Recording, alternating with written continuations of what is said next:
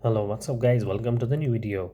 Here we have this question. Such kind of question usually come in the MCQs, in the multiple choice questions, as well as in the SET exam and the GAT exam. So the question we have, sum of three consecutive integers is 96. So what is the smallest of these integers? So we have the number 96, and what will be the smallest of the three consecutive integers?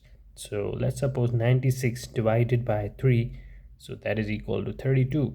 So this is not the smallest, we have to find the smallest. And if 32 is the average in case of three integers, so the middle will be 32.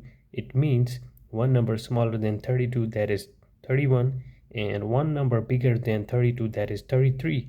So if we add all these three numbers, that will be equal to 96. So this is another method for finding out the answer of this one.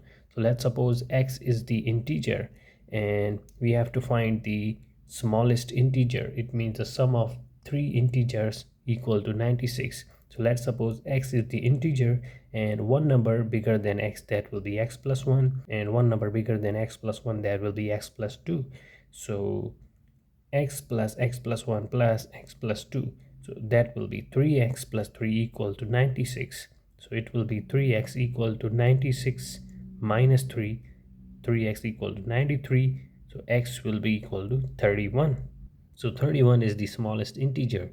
So let's suppose if we are checking this one, put this 31 in this equation. So 31 plus 1 plus 31 plus 2 equal to 96.